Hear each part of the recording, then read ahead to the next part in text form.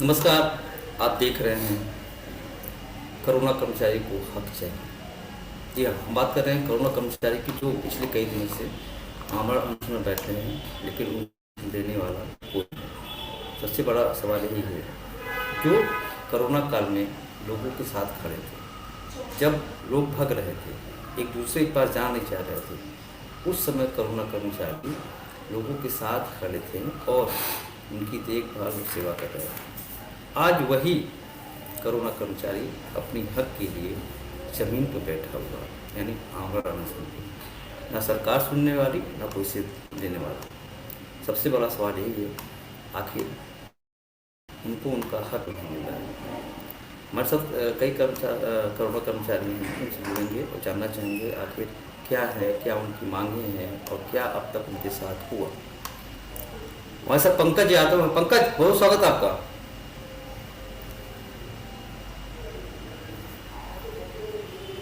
पंकज, आवाज आ रही है? आवाज आपकी नहीं पहुंच पा रही है।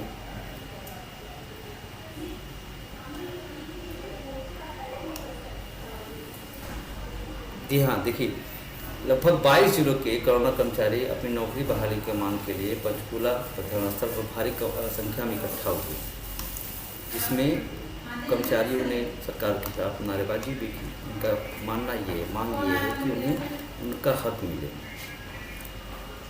उनकी सबसे प्रमुख मांगें क्या हैं, बताते हैं आपको। 31 मार्च 2023 को हटाए गए कोरोना कर्मचारी को तुरंत प्रभाव से बहाल किया जाए।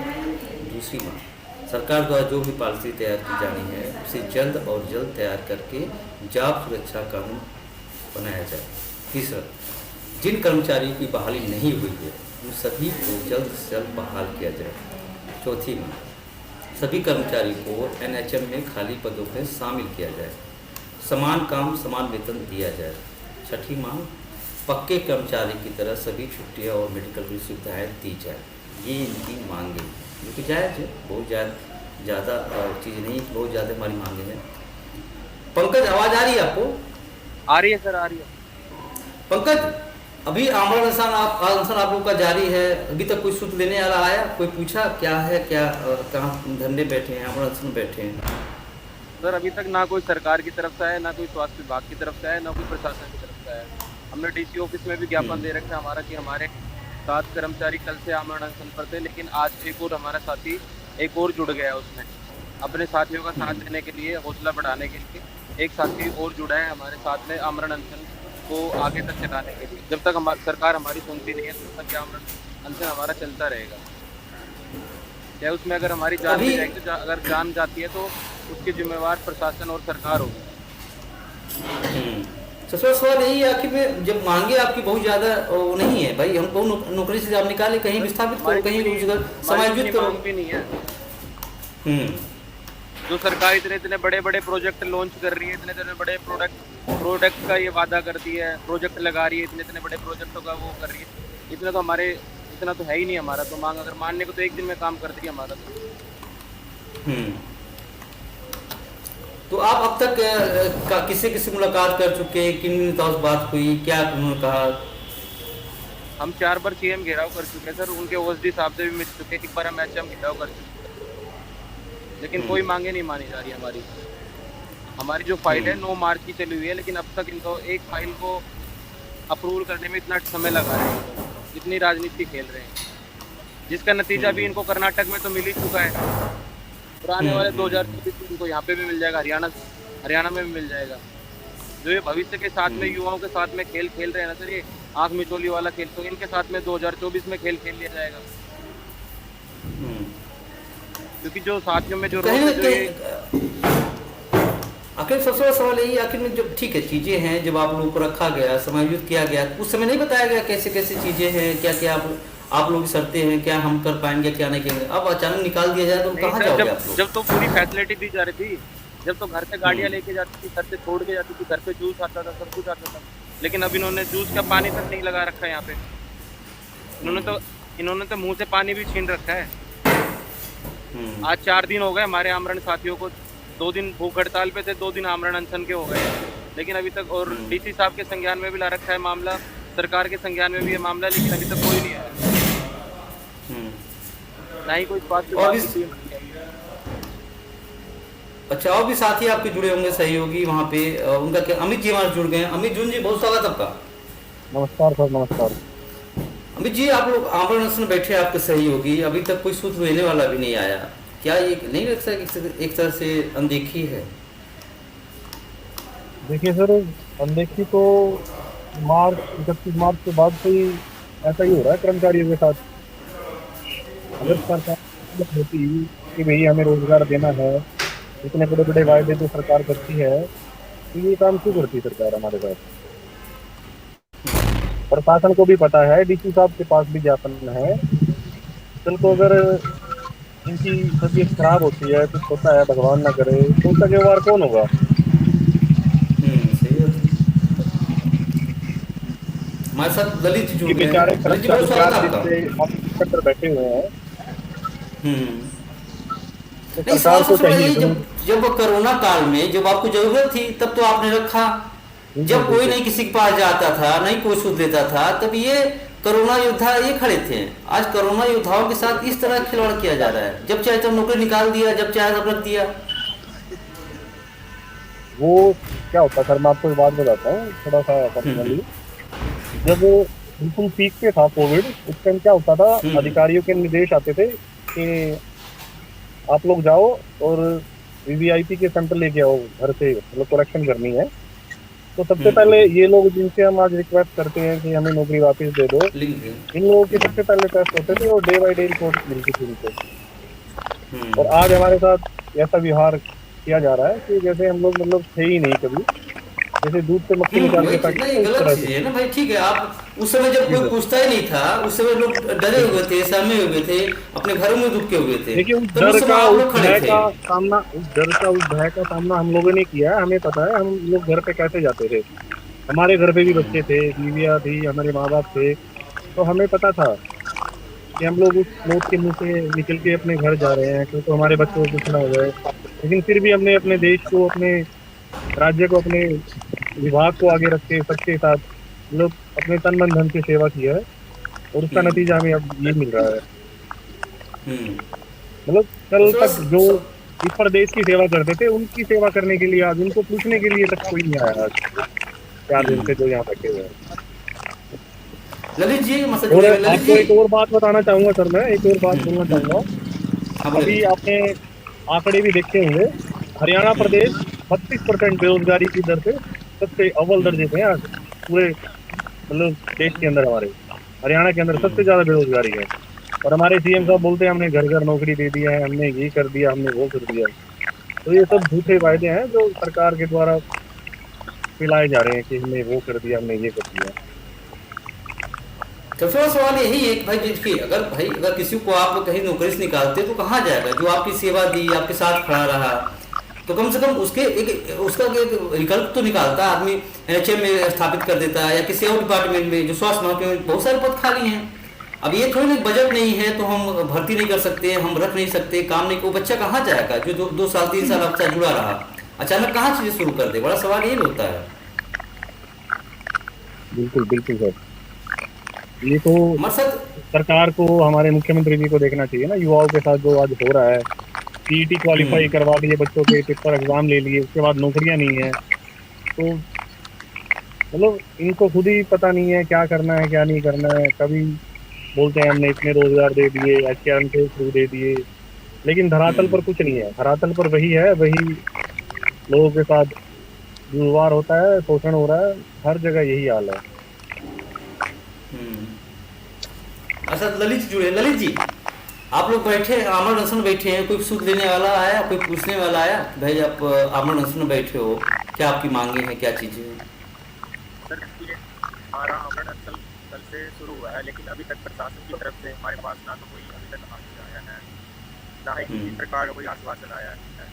और यदि हमारे किसी भी को कुछ भी प्रॉब्लम होती है तो उसका जिम्मेवार कौन है?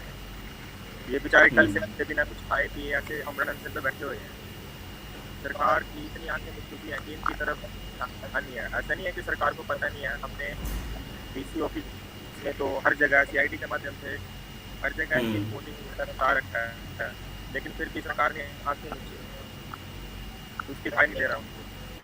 और वही तो सवाल है भाई, अगर आपकी मांगे वाजिब हैं, वो भी नहीं बहुत ज्यादा कि वो हमें ज्यादा, यहाँ तक तो आप लोग को ये भी जो अध्यक्ष जी से उनसे आप कहा कि 3 महीने का वेतन भी मत दो, कोई दिक्कत नहीं है, हमको बाद में दे देना, बजट का हवाला अगर आप दे रहे हो पहले ज्वाइनिंग तो कराओ।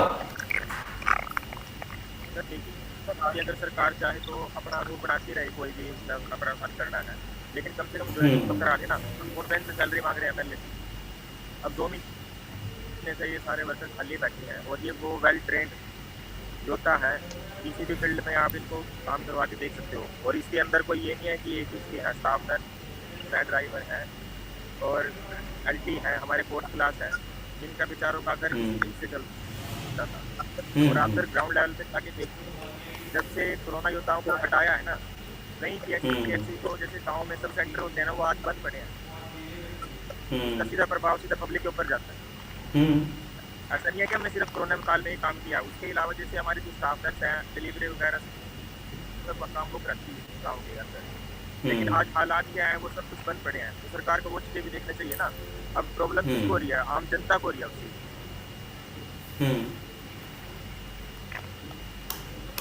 बस मेरी तो सरकार से सर यही गुजारिश है कि जल्द से जल्द जो भी प्रावधान करना है हमें किसी भी इसके तहत रखें और हमारी ज्वाइनिंग करा दें। हमारे साथ डॉक्टर संदीप सिंधु जुड़े। संदीप बहुत स्वागत आपका। धन्यवाद सर। संदीप सभी जी, साथियों को अभी नमस्कार। समस्या जस का तस बना हुआ है, अभी तक कोई पूछने तक नहीं आया अभी तक कि भाई आप आमरण अनशन बैठे हैं, कल को बच्चों को कुछ हो जाएगा, कौन जिम्मेदार होगा? देखो सर, ये सरकार और स्थानीय प्रशासन की बहुत गलत बात है। उनको आना चाहिए, यदि कल को बच्चों के भविष्य के साथ कुछ भी होता है, कोई जान माल का नुकसान होता है, तो इसके लिए स्थानीय प्रशासन और हरियाणा सरकार पूर्ण रूप से जिम्मेदार है। क्योंकि आमरण अनशन में हमें पता है कि भाई डिहाइड्रेशन होने का सबसे ज़्यादा खतरा रहता है, और डिहाइड्रेशन में ब्रेन हेमरेज हो सकता है, जान जा सकती है। तो इसके लिए हरियाणा सरकार जल्द से जल्द संज्ञान ले और स्थानीय प्रशासन जल्द से जल्द इनकी संभाल लेते हुए सबकी नौकरी जल्दी से जल्दी बहाल करे। देखिए, सबसे बड़ा सवाल ये उठता है कि भाई चलो ठीक है, आपकी जो मांगे हैं एक बार आप भी बता दीजिए क्या क्या मांगे हैं, ताकि अगर कुछ सरकार के नुमाइंदे जुड़े हैं तो भी जान जाए कि हाँ हमारी क्या मांगे हैं, वाजिब मांगे हैं, हम बहुत ज़्यादा कुछ मांगे नहीं कर रहे हैं। बिल्कुल सर, बिल्कुल वाजिब मांगे हैं। जैसे सबसे पहली मांग तो है कि तुरंत प्रभाव से सभी कर्मचारियों की नौकरी बहाल हो। तो दूसरी मांग है कि भाई इनको जॉब सुरक्षा गारंटी कानून बनाया जाए। आप इनको कौशल में करे थे पीछे सरकार ने कि भाई आपकी कौशल से नहीं निकाला जाएगा, आप कौशल के कर्मचारी हो गए। हरियाणा कौशल रोजगार इसलिए बनाया है कि ताकि वे जो भी आउटसोर्सिंग कर्मचारी थे वे सभी को हरियाणा रोजगार कौशल में ले लेंगे। लेकिन उसके बाद बहुत ही सरकार के अंदर ही खींचतान हुई कि भाई हम एनएचएम का स्टाफ कौशल में नहीं करेंगे। तो माननीय स्वास्थ्य मंत्री जी ने इंटरफेयर करके तो सभी एनएचएम के आउटसोर्स कर्मचारियों को कौशल में करवाया और ये कहा कि भाई आपका भविष्य सुरक्षित है, आपकी नौकरी कहीं नहीं जाएगी, हर साल आपकी एक्सटेंशन आती रहेगी। लेकिन बीच में ही हमारे सभी साथियों को 31/3/23 को दोबारा नौकरी से निकाल दिया गया। हरियाणा कौशल रोजगार निगम से मैसेज आया कि भाई 31/3/23 के बाद आपका ना हमारे पास कोई बजट आया है और ना ही हमें आदेश आए हैं, तो आप 31/3/23 को अपने आप को रिलीव समझे। तो उसके बाद हम एमडी एनएचएम ऑफिस में मिले, तो वहाँ हमने मांगे रखी कि भाई जी सर जी हमारा नौकरी सबकी, जैसे जितने भी आउटसोर्सिंग पॉलिसी में जितने भी कर्मचारी है जिस भी डिपार्टमेंट में, सबकी नौकरी ज्यों की त्यों बहाल है और हमारी भी नौकरी कंटिन्यूशन चलती रहे, बजट सरकार से आता रहेगा। तो वो बोले भाई नहीं, हरियाणा सरकार ने ऊपर से बजट ही नहीं भेजा, आपके लिए स्पेशल ये कहा है कि भाई इनको रिलीव कर दो। तो उसके बाद हमने फिर ये धरना शुरू किया, तो सभी साथी धरने पे आए। तो हमारी मांग ये है कि भाई तुरंत प्रभाव से नौकरी बहाल की जाए, जॉब सुरक्षा की गारंटी दी जाए, या आप हमें कौशल में जॉब सुरक्षा की गारंटी दो 58 साल तक पॉलिसी बनाकर, या हमें एनएचएम में बहुत खाली पद पड़े हैं या एनएचएम में मर्ज कर दो, वहाँ जॉब सुरक्षा की गारंटी रहेगी। उसके बाद समान काम समान वेतन दिया जाए, हर साल 3-3 महीने 6-6 महीने की बजाय 1 साल की एक्सटेंशन बढ़ाकर सभी कर्मचारियों को दी जाए और दोबारा कर्मचारियों को सरकार के पास धरने पर ना आना पड़े। इनकी कंटिन्यू ऐसे ही चलती रही जैसे एनएचएम में चलती है। एनएचएम का ऐसा ही होता है, एनएचएम का, आरबीएसके का, जितने भी अपने आईसीटीसी वगैरह के जितने भी प्रोग्राम हेल्थ डिपार्टमेंट के अंदर, तो निको वगैरह का, उसमें ये चलता है कि भाई आप 1 साल का आपका कॉन्ट्रैक्ट सीधा रिन्यू हो जाता है, तो 1 दिन का गैप लगता है और 1 दिन का गैप के बाद फिर आपका कंटिन्यूशन 1 साल के लिए हो जाता है। ये सभी जितने भी अपने प्रोग्राम चले हुए हेल्थ डिपार्टमेंट के सभी में है।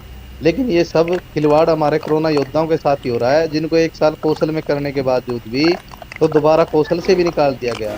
जो एनएचएम के कर्मचारी थे उनको एनएचएम के थ्रू, पार्ट एनएचएम का आज भी आउटसोर्सिंग पॉलिसी पार्ट 2 के तहत ये एनएचएम के कर्मचारी है, और इनको सैलरी एनएचएम बजट डालता है, सैलरी कौशल को देता है, फिर कौशल 1% कमीशन लेके तो इनकी सैलरी उनके अकाउंट में डालता है, ताकि सरकार के पास कर्मचारी दबाव ना बना सके कि भाई हमें पक्का करो, पक्के की मांग ना उठा सके। तो ठीक है, आपने कच्चे लगाए हैं कच्चे रखो, कौशल में लगाए हैं कौशल के थ्रू रखो, एनएचएम में लगाए एनएचएम के थ्रू रखो, लेकिन कंटिन्यूशन 1 साल की रखें सभी कर्मचारियों की, बीच में रिन्यू होता रहे और इनको किसी को भी धरने पे ना आना पड़े, और इनकी साथ ही साथ अब नौकरी बहाली एकदम कर देनी चाहिए सरकार को, क्योंकि इन्होंने उस महामारी में काम किया है जब अपने घर का सदस्य भी घर के सदस्य के पास नहीं आ रहा था, लाशों के ढेर लग रहे थे। तो एक नई बीमारी आती है, कोई भी चीज़ है, भय का माहौल होता है, और उस भय के माहौल में भी ये देखोगे इन्होंने कितनी दिलेरी का काम किया, एक समाज के साथ आके आए, सरकार के साथ आके आए, अपनी जान हथेली पे रख के जन सेवा के लिए आए थे ये लोग, इन्होंने जन सेवा की है। वन एंड आर्मी है ये पर्सन, सभी ट्रेंड पर्सन है। सरकार इनको कोरोना जाने के बाद भी सभी जगह काम ले सकती है, जैसे अपने डीओ है, लैब टेक्नीशियन है, फार्मासिस्ट है, स्टाफ नर्स है, एएनएम है, ड्राइवर है, अपने 4th क्लास कर्मचारी है, ईएमटी है, जितनी भी डेजिग्नेशन है 22 की 22 डेजिग्नेशन है, सभी अपना काम में परफेक्ट है।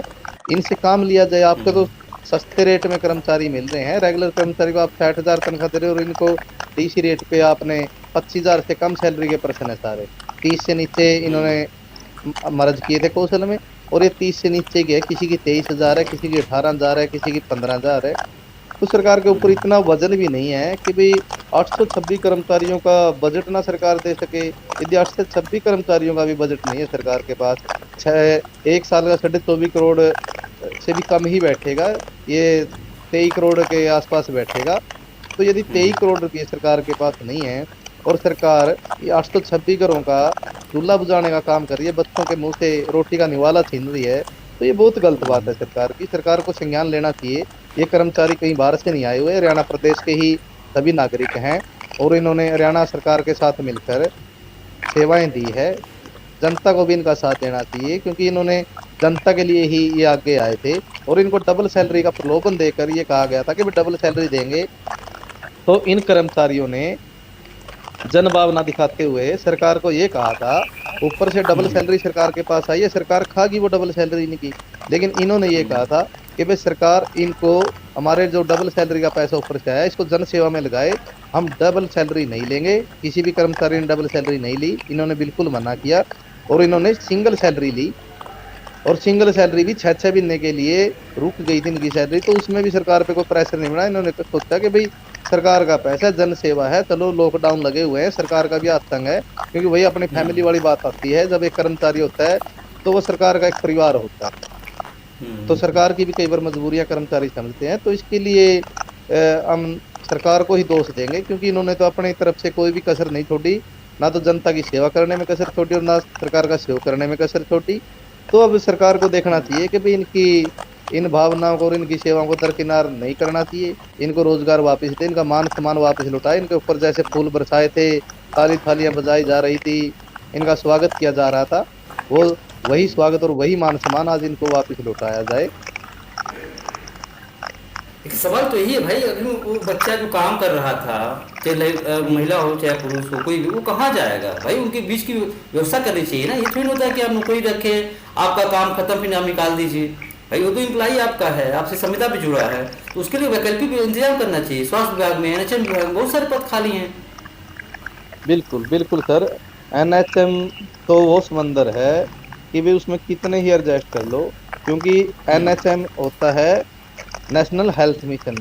ये जो डिपार्टमेंट होता है, ये पार्ट बनाया था आपने, ये राष्ट्रीय सेवा मिशन का बनाया था कि भाई इसमें अपने जितने भी ग्रामीण इलाकों तक स्वास्थ्य सुविधाएं पहुंचाने के लिए सरकार ने ये मिशन चालू किया था। क्योंकि अपने झुग्गी झोपड़ी, छोटे छोटे कस्बे, गांव, जो दूर की ढाणियां हैं, उनमें वहाँ से जैसे आने जाने के साधन नहीं थे, वहाँ पे छोटे छोटे केंद्र बना के CHC वगैरह, तो छोटे छोटे ये सब सेंटर बना के उनमें एनएचएम के थ्रू कर्मचारी लगाए जाते हैं वे, ताकि आप एक ग्राउंड लेवल पे छोटे से छोटे नीचे के नीचे सत्र पे भी एक स्वास्थ्य सेवा मुहैया करा सके। तो इसलिए ऐसे तो नहीं है कि भाई सीटें नहीं है, सीटें तो इतनी हैं। यदि इन कर्मचारियों को मर्ज करे और 50,000 कर्मचारी, और मैं तो 10 कह रहा था कल, बल्कि यदि 50,000 कर्मचारी भी स्वास्थ्य विभाग में हरियाणा सरकार लगाए तो वो 50,000 कर्मचारी भी कम है स्वास्थ्य विभाग में, क्योंकि स्वास्थ्य विभाग सारा खाली हुआ पड़ा है। क्योंकि अब लोगों का रुझान, लोगों के पास लॉकडाउन के पास, नोटबंदी के बाद, तो उसके बाद पैसा नहीं बचा। अब ज़्यादातर मरीजों की ओपीडी सिविल हॉस्पिटलों में होती हैं, तो आपकी बहुत ही ज़्यादा कमी है। किसी भी डिस्ट्रिक्ट में आप ऑल हरियाणा में PHC, CHC, GH, civil hospital वगैरह में कहीं भी पता करो, PGI चंडीगढ़ में, PGI रोहतक वगैरह में कहीं भी पता करोगे आप, स्टाफ की बहुत ही ज़्यादा कमी है। तो इसलिए सरकार इतनी बड़ी मोटी वो बात भी नहीं है कि भाई आपको 20-30 हज़ार कर्मचारी मर्ज करने हैं, तो 826 कर्मचारी है, 826 कर्मचारियों के अपने रोजगार सुरक्षा की गारंटी दे दो। ये तो उस समय में काम किया, इनको तो आपका बिना मांगे ही देने का हक बनता है। इनको तो मांगने की जरूरत ही नहीं पड़नी चाहिए थी, ना ही इनको धरने पे आना चाहिए था। सरकार ने जैसे पीछे वादा किया था हमारे स्वास्थ्य मंत्री ने कि भाई मैं आपके साथ हूँ, इतने अनिल विज बैठा है, आपकी नौकरी कहीं नहीं जाएगी, और आपको आपका मान सम्मान के साथ हम सल्यूट करते हैं हरियाणा सरकार कोरोना योद्धाओं को कि आपने हमारा साथ दिया। इसलिए सरकार की बिल्कुल ये वर्डिंग थी कि भाई आपकी नौकरी की जिम्मेदारी हमारी है। ये जिम्मेदारी तो पिछली साल हमारे पास आज भी वीडियो पड़ी है, वो बनी हुई, हमारे स्वास्थ्य मंत्री जी ने कहा था, लेकिन आज स्वास्थ्य मंत्री जी भी संज्ञान नहीं ले रहे कर्मचारियों का। तो यही कहेंगे भाई सरकार से स्वास्थ्य मंत्री हैं, सूबे के मालिक हैं, क्योंकि हेल्थ डिपार्टमेंट तो उन्हीं के अंडर आता है। हम तो उन्हीं से आग्रह कर सकते हैं कि आप अपनी सरकार से बात करें कि आपके आज कोरोना योद्धा, आपका वो मान सम्मान दिया हुआ ये सड़कों पे रो रहा है। हमारी माता बहनें कितनी संख्या में, हमारी बेटियां यहाँ धरने पे बैठी है, रातों में कैंडल मार्च निकालती हैं, जो बहुत ही शर्मनाक विषय है। क्योंकि जिन लोगों को आपने इतना मान सम्मान दिया, पब्लिक ने इतना मान सम्मान दिया, आज वो अपने दर दर की ठोकरें खा रही हैं, आज आपने उनके रोजगार छीनने का काम किया। सरकार की बहुत गलत बात है। तो फिर सवाल यही कि भाई ठीक है चीज़ें, भाई अगर सिस्टम बनाए हैं आप, अगर लोगों को नौकरी दी है तो कम से कम उसका एक दर्द भी तो आपको समझना। बच्चे कहाँ बेचारे जाएंगे, आज कहाँ दर दर भटकेंगे। भाई जो चीज़ आदमी कर लेता है वही तो करता है, भाई अलग से क्या कर लेंगे। अब बहुत ज़्यादा पैसे वाले जाते सारे इतना छोटा काम करने भी नहीं जाते हैं। कोरोना कर लाखों लोग, कितने लोग मर गए, लोग एक दूसरे से देख के भाग रहे थे, अपने अपने परिवार के लोग नहीं पूछ रहे थे। उस समय अगर बच्चे खड़े थे तो इनका ध्यान देना चाहिए ना इन लोगों को कम से कम। बिल्कुल सर, सरकार को इनका ध्यान देना चाहिए, क्योंकि उस समय में यदि आप ये कह सकते हैं कि चलो हम छोटे लेवल पे, तो छोटा लेवल का व्यक्ति तो कुछ भी कर सकता है, क्योंकि सभी कर्मचारी अपने मीडियम परिवार और गरीब घरों से हैं। क्योंकि यदि इनके पास पैसा होता, अच्छे परिवारों से होते, तो आज इनको धरने पे बैठने की और ये नौकरी करने की जरूरत ही क्यों पड़ती। क्योंकि ये गरीबी में और जन सेवा की दोनों भावनाएं थी इनके अंदर, गरीबी भी थी और जन सेवा की भावना भी थी। ये बेरोजगार थे, तो उस टाइम जिस टाइम सरकार भी अपने कैबिनों में बैठे, अंदर होटलों में बैठे, अपने रूमों में बैठे, ऐसी रूमों में बैठ के आदेश दे रही थी सरकार से, आप किसी भी महल्ले मंत्री से कोरोना के समय में कोई भी व्यक्ति से मुलाकात नहीं होती थी। जजों ने बंद कर दी थी, कोर्टें लगानी, सब ने बंद कर दिया। लेकिन एक हेल्थ डिपार्टमेंट और ये कोरोना योद्धा और एक पुलिस प्रशासन, ये थे जो ग्राउंड लेवल पे जनता के बीच में रहकर जनता की सेवा कर रहे थे। VIP culture. आज वही आपको बता दें कि वहाँ पे ऐसे भी पुलिस वाले भी हैं बेचारे, जो आज से 4 साल पहले एग्जाम दिए थे, उनकी ज्वाइनिंग तक नहीं हो पाई है, वो सब भी धरने पे बैठे हुए। तो क्या हो रहा है ये भाई, जब सरकार जॉब नहीं है, ये नहीं है, ये क्या चीज है। बिल्कुल सर भाई, एक सब यही सोच रहे हैं कि सरकार बहुत अच्छी है, सब कुछ काम चल रहा है, लेकिन तो बड़ा भयावह तस्वीर। देखो, जब जिसके साथ बनते हैं उसी को पता लगता है कि सरकार कैसी है। हम भी कहते थे कि भाई बहुत अच्छे है, क्योंकि जो कोरोना योद्धा थे सभी बीजेपी सरकार के समय में लगे थे।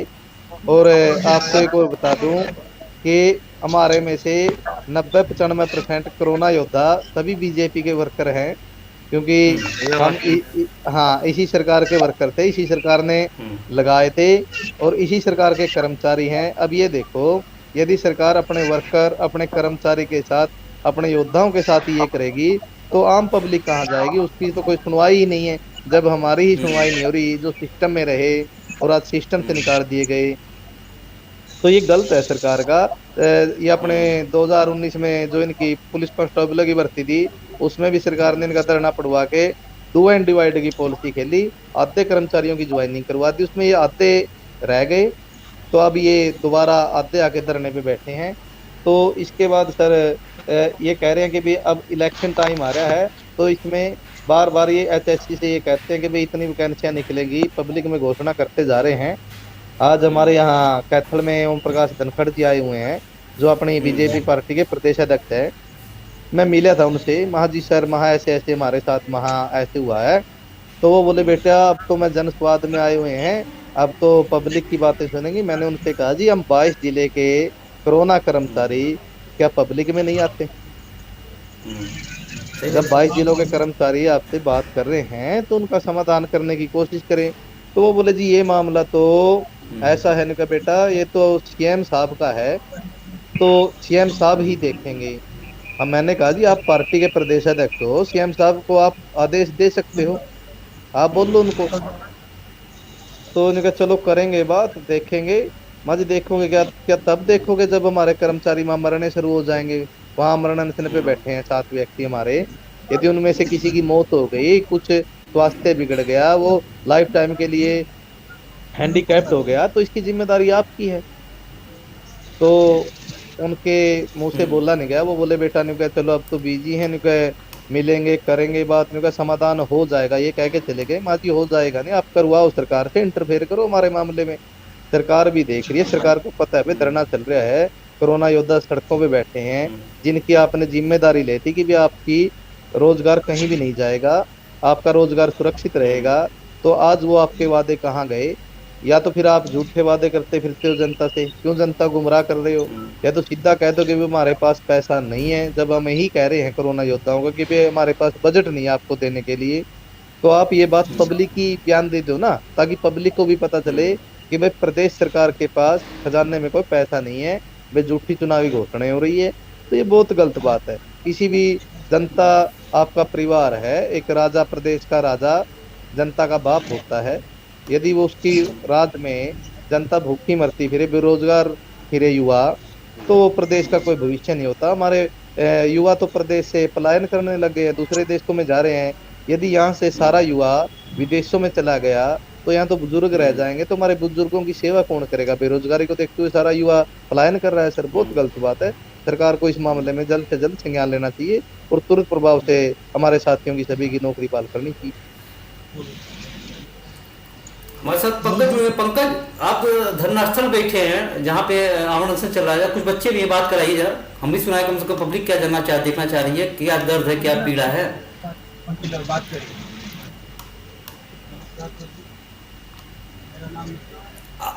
हाँ बोलिए। 2 दिन से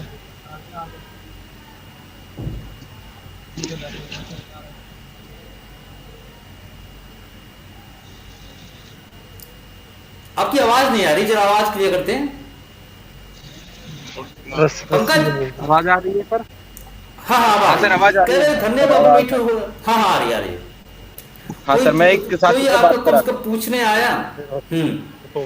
सर हमारे पास कोई नहीं आया अभी तक। मैं एक साथी से बात करा देता हूँ जो आमरण अनशन पर आज दूसरे दिन से बैठे हैं। लो सर बात करिए। नितेश उनका दर्द समझित पीड़ा। हाँ जी सर, नमस्ते सर। सर मेरा नाम नितेश है। 2 दिन से हम भूख हड़ताल पे बैठे हुए हैं और आज हमारा अनशन चल रहा है 2 दिन से हमारा। सरकार बोल रही है कि हमारे पास बजट नहीं है, तो सीएम और पीएम से हमारी यही गुहार है कि हमें 2-4 मीटर रस्सी प्रोवाइड की जाए और सुसाइड की परमिशन दी जाए, अगर उनके पास बजट नहीं है तो हमारी तो यही मांग है। और आखिर में क्या करें? सही है। जो रोजगार छीन जाएगा तो क्या करेंगे, कहाँ जाएंगे आप लोग? सबसे बड़ा सवाल यही है। अमित जी बड़ा समस्या है तो है। देखिए भाई बच्चे बैठे हैं और कोई पूछने वाला भी नहीं है, तो बड़ा एक ये मैसेज गलत जाएगा समाज में। भाई अगर एक तो नौकरी नहीं है, ऊपर से आप आमरण अनशन बैठे, कम से कम जाके पूछ तो सकते हो, खाना पूर्ति तो कर सकते हो। बिल्कुल बिल्कुल सर, सबसे शर्मनाक घटना तो यही है सरकार की। कल को अगर इनको कुछ होता है तो उसके लिए कौन जिम्मेवार होगा? ये प्रशासन की जिम्मेवारी बनती है सर। कर्मचारियों का हाल, हाँ बिल्कुल। इनके स्वास्थ्य डीसी साहब के संज्ञान में सभी मामला है, डीसी साहब के संज्ञान में भी ला रखा हमने मामला। कल डीसी साहब को हमने क्या बहुत दे दिया था लेटर सर हमने। तो अभी तो आपकी तरफ से कोई मिलने नहीं आया। नहीं निकालने की बात कर रहे हैं भाई, बीच का हल निकालना चाहिए ना। अमर अनशन बैठा रहेगा तो कब तक ऐसे रहेगा? जब तक हमारे मांगे पूरी हमें सर हमारा मान सम्मान वापस चाहिए। क्या पता हमें आने वाले टाइम में इससे भी कड़ा कोई फैसला लेना पड़ सकता है। जितने हमारे साथी हम सभी यहाँ अनशन पे बैठेंगे। अगर सरकार हमारी मांगे नहीं मानती तो हमें कड़े से कड़ा फैसला लेने पर सरकार मजबूर ना करे।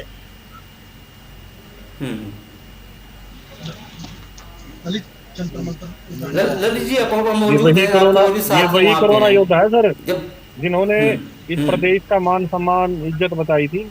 ऐसा ना हो कि सरकार को अपनी इज्जत बचानी मुश्किल हो जाए कल को। तो हम सरकार से यही दरख्वास्त करना चाहते हैं कि जल्दी से जल्दी इनकी समस्याओं का समाधान कर दें, वरना ऐसा ना हो कि इन प्रदेश के अंदर, इस पूरे देश के अंदर इनकी बेइज्जती हो। इन कोरोना योद्धाओं को इन्होंने मार डाला, जिन्होंने अमित आप जी लोगों सबसे की बड़ा सवाल इज्जत ये भी बताई। है कि जैसे मान ठीक है सरकारें हैं, अभी हरियाणा सरकार गठबंधन से ये है तो उनके सहयोगी जेजेपी है, एक बार उनसे भी बात करते हैं। दूसरे उनके डिप्टी सीएम है दुष्यंत चौटाला जी, तो उन लोगों से मुलाकात की आप लोगों ने? उन्होंने क्या आश्वासन दिया? सर कोई भी मंत्री मिलने के लिए तैयार नहीं है, सभी अपना वोट बैंक बढ़ाने के चक्कर में लगे हुए हैं आजकल। तो ये हमने हर जगह पे जहाँ पे भी इनका प्रोग्राम होता है हर जगह पर जाते हैं, रिक्वेस्ट करते हैं, प्रशासन से मिलते हैं, उनसे आगे जो उनके ओएसडी हैं हर डिस्ट्रिक्ट में जाते हैं सर, लेकिन कोई भी मिलने के लिए तैयार नहीं है इस टाइम। सब अपने वोट बैंक के चक्कर में अपने रैलियों में लगे हुए हैं। कोई हमारी मांग सुनने के लिए तैयार नहीं है। और एक मांग पत्र भी नहीं दे सकते सर हम तो, कहीं पे अगर अब जाते भी हैं तो।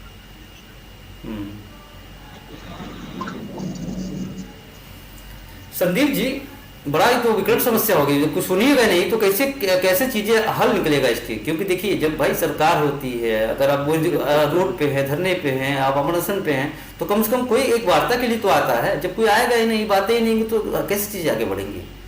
बिल्कुल सर, क्योंकि बिना वार्ता के तो कोई भी समाधान नहीं होता, वार्ता से ही समाधान होता है। सरकार को वार्ता के लिए आगे आना चाहिए, पहल करनी चाहिए और जल्द से जल्द इनकी नौकरी बहाल करके सभी कर्मचारियों को मान सम्मान वापस लौटाना चाहिए।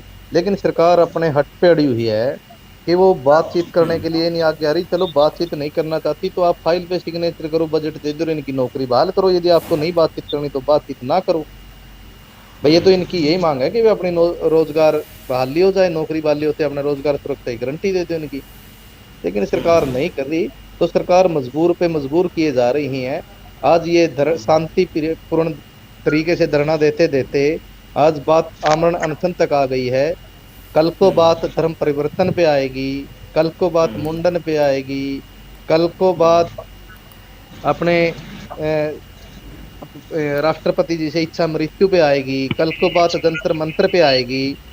तो देखो रोजगार तो सरकार को देना पड़ेगा।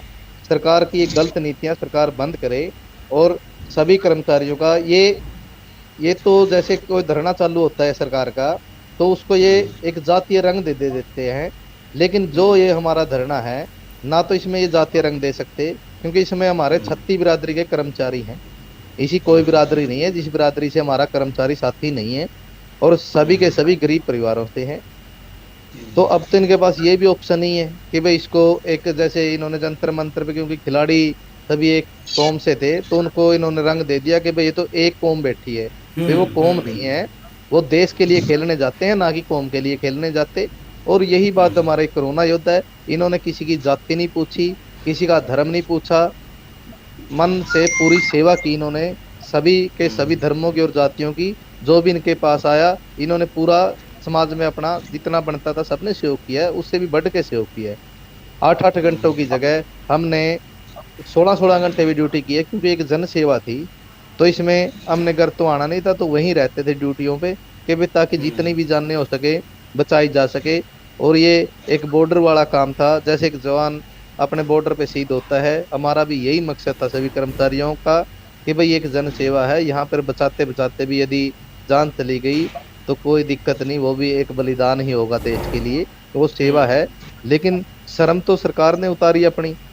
जब सरकार उस टाइम तो ये कह रही थी कि भाई यदि कोई कर्मचारी चाहे वो कच्चा है चाहे पक्का यदि मर गया तो उसको 50 लाख बीमा देंगे। वो तो हमने देखा फिर बाद में हमारे कई कर्मचारी साथी गुजरे जो आउटसोर्सिंग के थे, तो उसमें उनको 50 लाख तो दूर की बात, उनका जो रोजगार है, उनकी जगह कच्चा रोजगार भी उनके परिवार को नहीं दिया गया। तो इस ये सरकार की तो बहुत ही गलत नीतियां हैं। कहती कुछ है, कथनी और करनी में जहां अंतर आ जाए तो वो सरकारें ऐसे नहीं चला करती।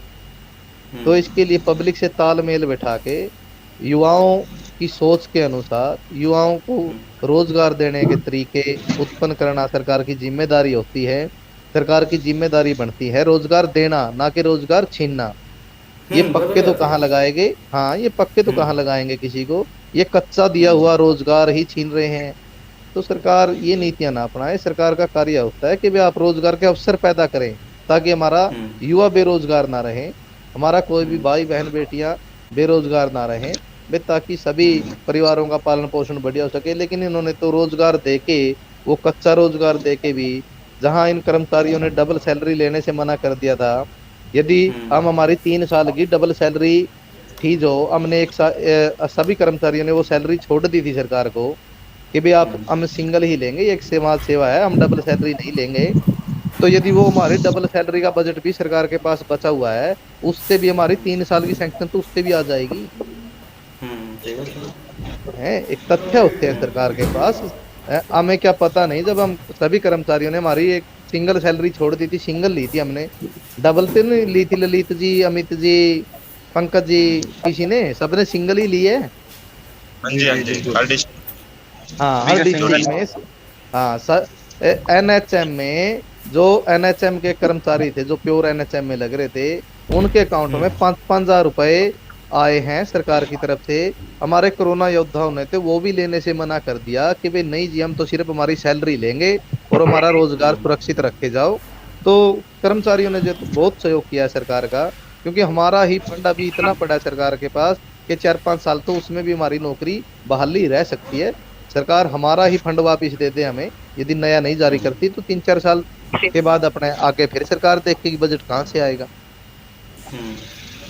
थोड़ा सा देखिए, ललित जी बैठे हुए हैं, बात अमित बैठे हुए हैं। वहाँ देखिए भाई, होता है कोई चीज़, एक आप आमर अनशन बैठे हैं तो मतलब जो अधिकारी हैं उनको संज्ञान लेना चाहिए ना। बच्चे हैं वहाँ पे, भूख हड़ताल पे हैं, बताइए आमर अनशन पे हैं। आप अगर एक आंदोलन की शुरुआत हुई है, ठीक है, ये सही है कि भाई बजट के हवाला दिया जा रहा है, लेकिन इतना बजट तो हो सकता है कि 800-900 लोगों को कहीं भी साबित कहीं रख सके, 800 से 900 लोगों को कहीं जवाब दे सके। बहुत ज़्यादा लोक संख्या नहीं है। 800 कुछ आप बता रहे थे, 811 या 12 826। अरे सर एक बात, अगर हमारे प्रधानमंत्री जी 900 करोड़ रुपए मन की बात के विज्ञापन पर लगा सकते हैं, क्या इन योद्धाओं के लिए सिर्फ मामूली सा 20-22 करोड़ रुपए भी नहीं कर सकता? हमारे लिए क्या वो भी नहीं हो सकती? हम इस चीज के भी लायक नहीं है, जिन्होंने इस देश का, इस प्रदेश का मान सम्मान बढ़ाया है।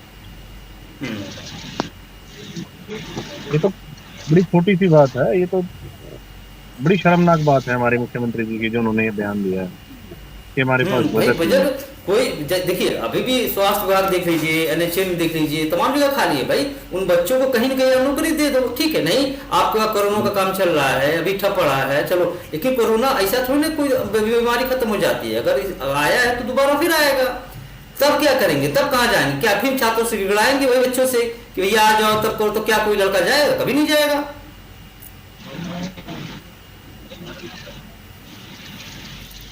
संदीप जी बात यही है कि भाई देखिए, आदमी, बड़ा सवाल यही है कि आदमी अगर जो किसी के लिए कुछ किया है तो उसे सोचना चाहिए ना। बिल्कुल बिल्कुल सर, यदि जैसे इन्होंने हमारे साथ किया है तो हमारे से आगे देखो, हम 22 के 22 जिलों के कर्मचारी हैं। हम तो ये दुआ करते हैं खुदा भगवान से कि भाई कोई आपदा हमारे देश पर ना आए। यदि बाई चांस कोई आपदा आ जाती है, जैसे कोरोना जैसी महामारी आपदा ही थी, तो इतनी बड़ी महामारी आई थी, तो जो हमारे साथ सरकार ने किया है, तो इससे तो फिर सरकारों से भरोसा उठ जाएगा, पब्लिक का भी, युवाओं का भी। तो हम भी इसमें आगे यही कहेंगे भाई हमारे साथ इतना बड़ा धोखा हुआ था इतनी बड़ी महामारी में, तो सरकार ने हमें यूज एंड थ्रो की नीति अपना के निकाल दिया था। तो आगे इतनी जैसी बड़ी महामारी यदि कोई आती है, ना तो हम लगेंगे, ना ही हम हमारे रिश्तेदार आस पड़ोस के किसी भी साथी को लगने देंगे जो जिसके भी सर्कल में होगा, तो ना ही हमारे हालात देख के कोई कर्मचारी बनने के लिए आगे आएगा। तो इससे तो फिर देश प्रदेश के हालात ही खराब हो जाएंगे। जनता हाहाकार करके तबाही मच जाएगी और जनता मर जाएगी। तो ये तो सरकार की गलत नीति है। तो जल्दी से जल्दी यदि इनका समाधान नहीं हुआ तो आगे तो फिर रोजगार, हरियाणा सरकार के पास रोजगार पाने के लिए हमारे युवा बहुत बार सोचेंगे। वो तो इसीलिए तो वो पलायन कर रहे हैं, क्योंकि सरकार की नीतियां जन विरोधी है, बिल्कुल गलत नीतियां हैं, कर्मचारी विरोधी नीतियां हैं, जिनसे कर्मचारी भी परेशान है और आम जन भी परेशान है। सरकार इन नीतियों को सुधारे और पब्लिक का सोचे। तो ये नहीं होता कि भाई अब इलेक्शन के टाइम में रिलीफ दे दिया आपने तो आगे फिर 4.5 साल जनता का और कर्मचारियों का शोषण करे। ये बहुत गलत बातें हैं। ना तो जैसे जो इनकी सैलरी है 3-3 महीने की सैंक्शन आती थी, जो इनको 3 महीने की सैंक्शन में सैलरी मिली थी वो तो उससे भी ज्यादा है। डबल कर्जा लेके ये कर्मचारी यहाँ धरने पे बरत चुके हैं उसको पैसे को, तो अब इन्होंने कर्जा भी उठाना शुरू कर दिया है। तो ये बताओ, यदि सरकार 6 महीने की इनको सेक्शन देती है, 6 महीने का जो रोजगार देगी वो पैसे तो ये एडवांस में या धरने पे ही खा चुके हैं कर्मचारी, तो घर का काम कैसे चलाएंगे। तो सरकार ऐसी पॉलिसी बनाए कि भाई रोजगार की सुरक्षा गारंटी देके तो भाई दोबारा किसी भी कोरोना योद्धा को धरना पे ना आना पड़े। कोरोना योद्धा क्या, हम तो ये कहते हैं कि भी किसी भी डिपार्टमेंट के किसी भी कर्मचारी को और पब्लिक से किसी भी एक भी हमारे प्रदेश की जनसंख्या में से एक भी व्यक्ति या महिला को कभी भी धरने पे ना आना पड़े। सरकार जन भावना को देखते हुए तो उनकी सभी सुविधाओं का ख्याल रखे, ये जरूरी है। सही बात है भाई, वही चीज भाई, किसी चीज का हल बीच से रास्ते से निकलने का ना हमारे, ठीक है उस समय कहते थे बातचीत होनी चाहिए कि बातचीत बिना उसके हल नहीं होगा।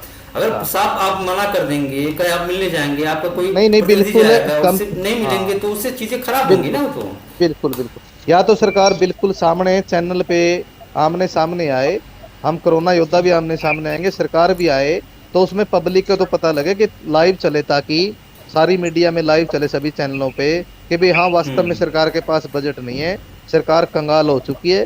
क्योंकि ये हमें कहती है बजट नहीं है हमारे पास, और बार बड़ी बड़ी घोषणा करते हैं कि सरकार के पास इतना पैसा है कि भी आप अपनी मांगे दो, किसी भी गांव से या शहर से कोई भी मांग दो, सरकार पूरा करेगी। क्योंकि चुनावी माहौल है, इन्होंने तो अपना सारा जो पैसा है प्रदेश का तो चुनावों की तरफ घोंस रहे हैं, क्योंकि चुनावों में लगा के पैसा अपनी सत्ता दोबारा से हासिल करना चाहते हैं।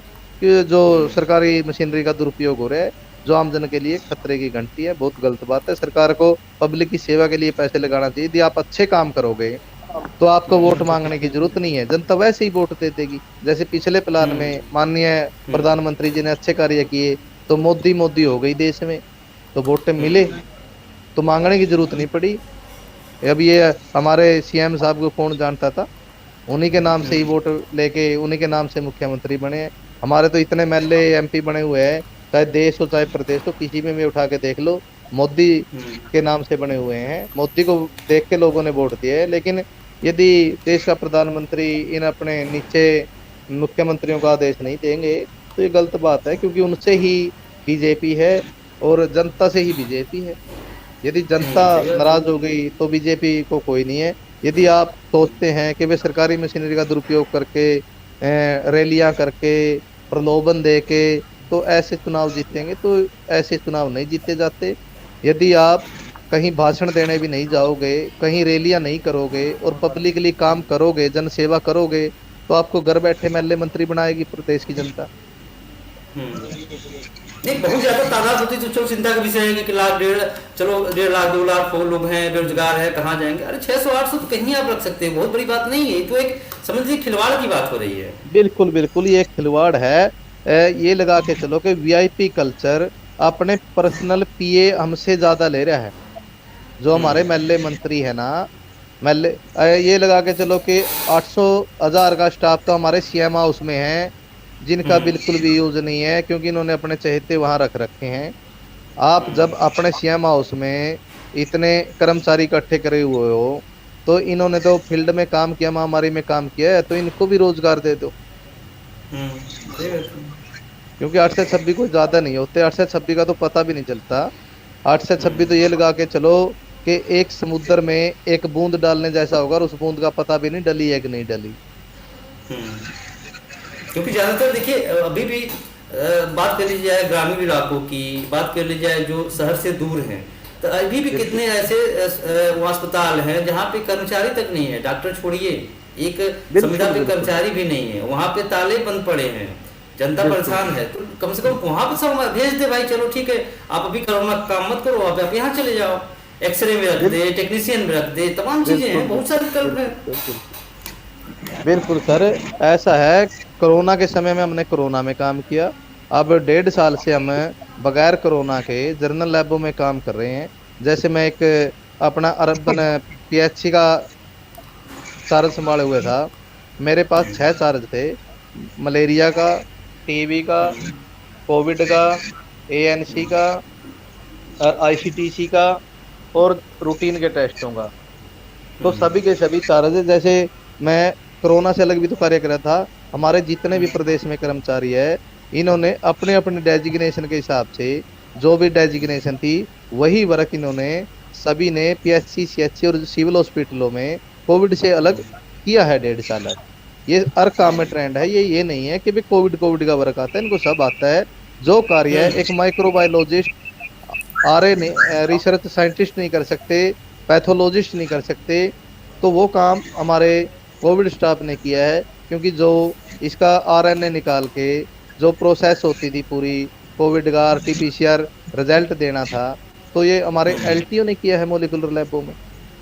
तो इनसे काम तो लिए गए हैं, जो जिनकी सैलरी 2 लाख है उन वाले, और इनको सैलरी दी जा रही थी डीसी रेट 25,000, 22,000, 18,000, और आज इनकी ही डबल सैलरी का बजट वही नहीं इनको दिया जा रहा। तो ये गलत बातें हैं। सरकार जल्द से जल्द मामला संज्ञान में ले आके, सारा मामला सरकार के संज्ञान में है, फाइल अपने मुख्यमंत्री जी की टेबल पे है, तो वो सिग्नेचर करे।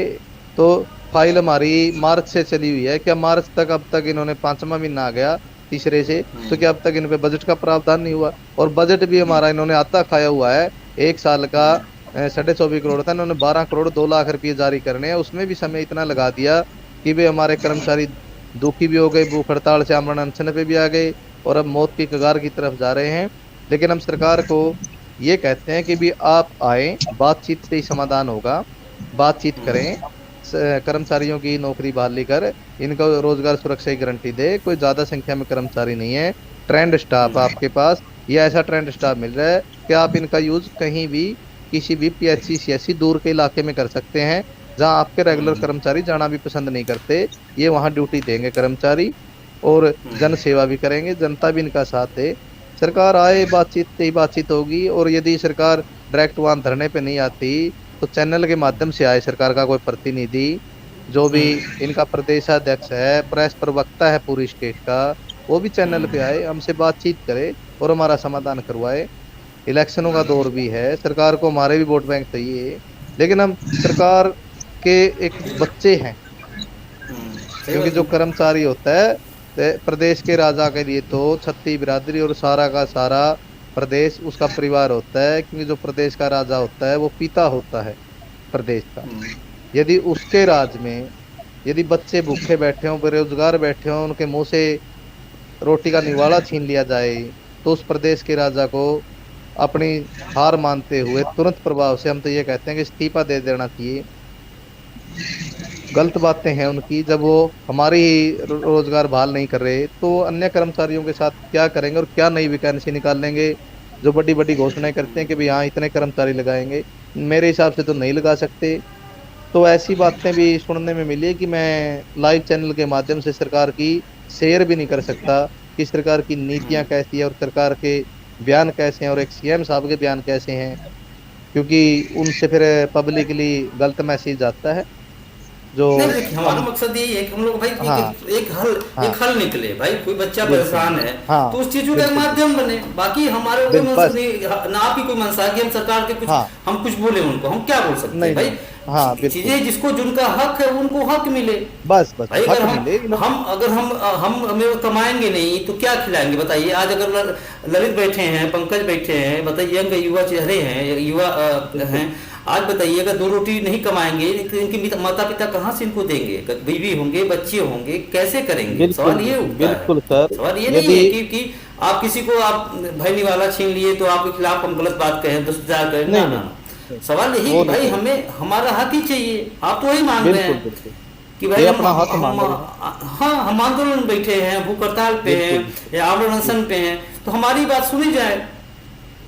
भाई हमारे भी जॉब की गारंटी कुछ हो, कहीं हम कमाएंगे 2 पैसे तभी तो घर खिलाएंगे। बिल्कुल या तो बिल्कुल सर। बड़े धनाढ्य घर के होते तो शायद हम यहाँ काम भी करने नहीं आते। वो तो नहीं नहीं नहीं, फिर उनको क्या क्या, जरूरत है हाँ, भाई? फिर क्या जरूरत थी? तो भाई सर मध्यम यही है वर्गीय ये। गरीब तबका है हाँ जो चीजों को बिल्कुल खोजता है कि ताकि यार हम 2 पैसा कमा सके, अपने बच्चों को खिला सके, अपने भाई बहन को पाल सके। यही मांग होती है, यही चीजें होती है, सिस्टम यही है। बिल्कुल आदमी जब कोई सरकार बनती है तो रोजी कपड़ा रोटी मकान इसी में बैठी होती है। तो वो बिल्कुल आपका हक है, आप उनको वहाँ पर कुर्सी पे क्यों पहुँचाएं? इसलिए पहुँचाएं ना कि उन चीज़ों को ख्याल रखें। बिल्कुल सर। सभी युवाओं ने बीजेपी सरकार को इसलिए वोट दिए थे हाँ। कि भाई रोजगार के अवसर पैदा करेंगे। सेंटर से लेकर नीचे तक सरकार की घोषणा थी कि भाई 2-2 लाख कर्मचारी हर साल हम भर्ती करेंगे, सेंटर में भी और स्टेट में हर साल 20-25-50 भर्ती करेंगे। लेकिन अभी तक हरियाणा सरकार पे ना तो कोई भर्ती क्लियर हुई है और ना ही अभी तक इतने कर्मचारी लगाए गए हैं। तो हम तो ये कहते हैं कि भाई आपने जो लगा रखे हैं, कच्चे हैं या पक्के हैं, ये आपसे भीख हम्म। नहीं मांग रहे, ये अपना हक मांग रहे हैं। इन्होंने महामारी में आपकी इज्जत बचाई है, आपके साथ कंधे से कंधा मिलाकर जनता के साथ काम किया है, तो आप इनको हक लौटा दो। ये आपसे ये नहीं कह रहे कि हमें 2 लाख रुपये तनख्वाह दो। भाई जो डीसी रेट की जो पहले आ रही थी, जो पहले तनख्वाह दी जा रही थी, वही तनख्वाह दी जाए। यदि हमारे देश का युवा बेरोजगार होगा तो वो खाली माइंड, कहते हैं ना कि खाली दिमाग शैतान का घर होता है। बस हाँ, ये। हम नहीं चाहते कि हमारे देश का युवा बेरोजगारी में भटके और हमारा यहाँ क्राइम ज्यादा है, क्राइम रेट ज्यादा बढ़े। क्योंकि यदि युवा को रोजगार नहीं मिलेगा तो घर वाले ताने देंगे और उधर से फैमिली ताने देंगी, यार दोस्त ताने देंगे, भाई आप कुछ नहीं करे। लेकिन पढ़ लिख के एक इंसान कहाँ जाएगा? यदि 1 साल 2 साल चाहे सरकार का कोई प्रतिनिधि हो, यदि नेता नेतागिरी करे और किसान खेती करे, मजदूर दिहाड़ी करे, कर्मचारी नौकरी करे और कोई दुकान करे, या जैसे आप पत्रकारिता कर रहे हो, जैसे ये नेता लोग है, ये नेतागिरी करते हैं, यदि आपको कहा जाए कि भाई 2-3 साल के बाद आप अपना प्रोफेशन चेंज करो, तो कोई भी अपना प्रोफेशन चेंज नहीं कर सकता। सही बात कर्मचारी है। है वो, हाँ, वो नौकरी ही करेगा। तो यही कहते हैं भाई सरकार ध्यान दे, युवाओं को ना भटकाए। बेरोजगारी में युवा गलत कदम उठाएंगे तो आप ये कच्चा पक्का जैसा भी रोजगार था इनका, रोजगार सुरक्षित करे इनका, और ये कच्चा ही रोजगार इनकी ज्वाइनिंग बहाल करवाए सरकार, जल्द से जल्द ड्यूटी बहाल हो, तो ताकि इनका डिप्रेशन चला जाए। क्योंकि यहाँ भी खर्च हो रहा है, घर से दूर बैठे हैं, नौकरी चली गई है, इनके साथ साथ इनके बच्चे, इनकी पत्नियां, इनकी बहनें, इनके माता पिता सभी डिप्रेशन में है। क्योंकि जब रोजगार जाता है तो एक कर्मचारी के ऊपर परिवार में 10-10 सदस्य डिपेंड करते हैं। क्योंकि ये एक का नहीं, आप ये 8 से 26 ना लगा के चलो, ये लगा के चलो कि इनके ऊपर 80,000 लोग डिपेंड करते हैं। 80,000 के लोगों के मुंह से इन्होंने, सरकार ने रोटी का निवाला छीनने का काम किया छोटे छोटे बच्चों से। क्योंकि कई परिवार की कंडीशन तो ऐसी है, मेरे पास फोन आते हैं हमारे कर्मचारियों के, महिला कर्मचारियों के भी, कि सर या तो सरकार जल्द से जल्द हमारी बहाली करे, वरना हमारे पास सुसाइड करने के अलावा कोई चारा नहीं रहेगा। क्योंकि हमारे कर्मचारियों के पास 30-40% के पास तो अब से पहले ही सुसाइड की नौबत आ चुकी है। हम सरकार से आग्रह करते हैं कि वे जल्द से जल्द नौकरी बहाल करे, वे ताकि कोई जान माल का नुकसान ना हो। तो देखो सर सरकार क्या करती है, मंडे को देखते हैं भी। बाकी हम आमरण अनशन पे बैठे हैं। मेरी कुछ तबीयत डाउन ज़्यादा चल रही थी, दिक्कत हो गई थी, तो मैं, कोशिश है मेरी कि आज थोड़ा ट्रीटमेंट लेके थोड़ा ठीक हुआ हूँ, तो कल मैं भी आ सकता हूँ और नहीं परसों को आऊँगा। तो मैं खुद वहाँ आमरण अनशन पे बैठूंगा मेरे साथियों के साथ।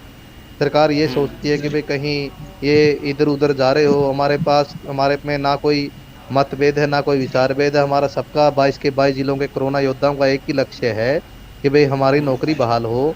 जो यहाँ संख्या कम पड़ती जा रही है वो इसी कारण से पड़ती जा रही है कि हमारे कर्मचारी गरीब घरों से है, उनके पास आने जाने का किराया नहीं है, परिवार को एक समय की खिलाने के लिए रोटी नहीं है।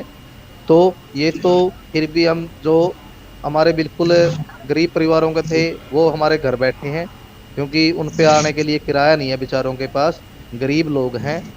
यदि किराया होता तो वो आज हमारे धरने पर होते। ये हमारे ये कह सकते हो कि भाई थोड़े से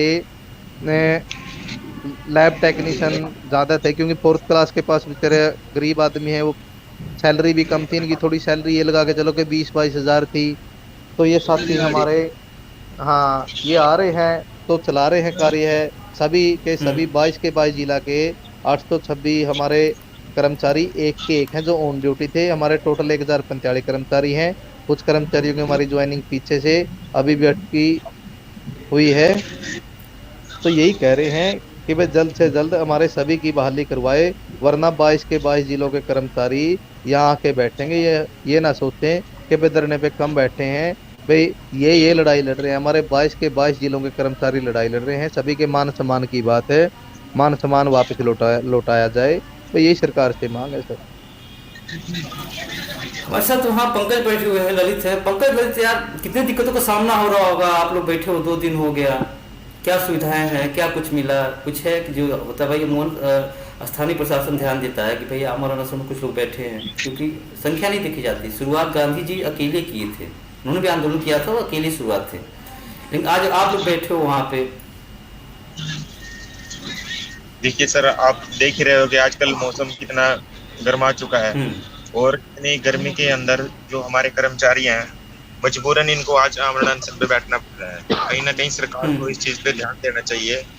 और इतनी गर्मी है सर, ये देख लो आप, पानी के बगैर आज हर आदमी आधे घंटे के बाद पानी पीता है, लेकिन ये लोग 2 दिन से बिना कुछ पिए खाए ऐसे ही बैठे आमरण अनशन पे। तो अगर इनकी सेहत का कुछ भी, किसी कर्मचारी का कोई भी नुकसान होता है तो उसका जिम्मेवार कौन होगा? सबके घर पे सर फोन आते हैं, डर कहीं ना कहीं माँ बाप को भी होता है कि हमारे बच्चे बैठे हुए हैं ऐसे, लेकिन फिर भी अपनी जान को दांव पे लगाकर ये कर्मचारी अपनी नौकरी बहाली के लिए बैठे हैं, लेकिन सरकार फिर भी इनकी सुनने के लिए तैयार नहीं है। सरकार की कानों पे अभी तक कोई जू नहीं रहेंगी, ना कोई हमारे पास अभी तक सरकार का कर्मचारी या कोई भी ऑफिसर यहाँ तक आगे तक नहीं देखा किसी ने।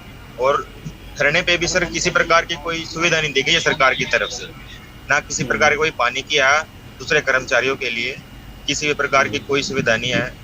सब ना किसी महिला शक्ति के लिए ना कोई शौचालय की है। तो कहीं ना कहीं देखो सर, प्रशासन को भी और सरकार को भी साथ में देखना चाहिए कि कोरोना योद्धा है जिन्होंने सरकार के साथ कंधे से कंधा मिलाकर सर देश की सेवा का काम किया है, नौकरी के साथ सेवा भी सर जनता की। और ये लगा के चलो आप, अगर हमारी ड्यूटी का टाइम 8 घंटे होता था तो हमने 8 घंटे नहीं देखे उस टाइम, बस जो सेवा करी है मरीजों की दिन रात हमने एक करके। और सर टाइम क्या था कि पीपी किट डाल के, सुबह पीपी किट डालते थे, क्या पता रात को किस टाइम निकालते थे उसको। हमारा पूरा शरीर सर पसीने के अंदर भीग जाता था, कपड़े तक हमारे, इतना बुरा हाल होता था, लेकिन हमने फिर भी पीछे नहीं हटे। हमारे कोई भी कोरोना योद्धा सब ने पूरे हौसले के साथ खाली पेट रह के सर, और तो और बिना कुछ खाए पिए लड़े हैं हम हमारी के साथ और जनता की सेवा करी है। फिर भी सरकार हमें अनदेखा कर रही है, जो बहुत गलत बात है सरकार की। कहीं ना कहीं सरकार को देखना चाहिए कि जिन्होंने देश की सेवा करी है तो उनको कम से कम ऐसा दिन ना देखना पड़े, लेकिन फिर भी मजबूर है हम। और देखिए सर, अभी भी वो बात नहीं है कि सरकार ने हमें वो कर दिया हो, अभी भी बोल रहे हैं कि 6 महीने की देंगे आपको, लेकिन उसके अंदर भी संतुष्ट नहीं है। चलो 6 महीने की दे रहे हैं, उसके अंदर भी सर 2 महीने लगा दिया इन्होंने। तो अब पता नहीं कितना टाइम और लगाएंगे, मजबूरन हमें अनशन करना पड़ रहा है हमें। अब कर्मचारी अगर कोई वो तो होता है 6 महीना कर लो, 4 महीना कर लो, उसका कोई हल नहीं होता है भाई।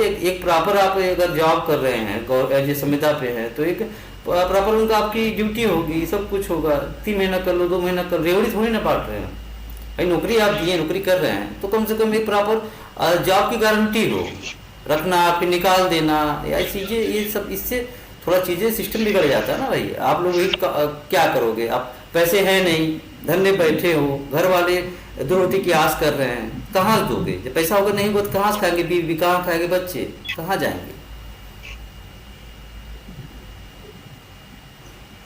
बिल्कुल सर, जनता ने भी इनको कोई अगर काम पे लगा टाइम दिया है, बाकी जनता बताएगी इनको आने वाले टाइम में। वही चीज है ना भाई, आने वाले समय में ठीक है, अब इलेक्शन है क्या क्या, लेकिन जो आदमी दुराहे पे खड़ा है वो बेचारा कहाँ जाएगा? सवाल ये है।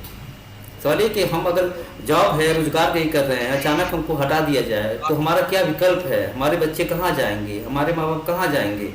बहुत सारी चीज़ जमीनी स्तर पर सरकार को यह चीज़ों को सोचना चाहिए लोगों को कि भाई जिनका रोजगार छिन जाता है उनसे पूछिए ना उनके दिल पे क्या बीतती है।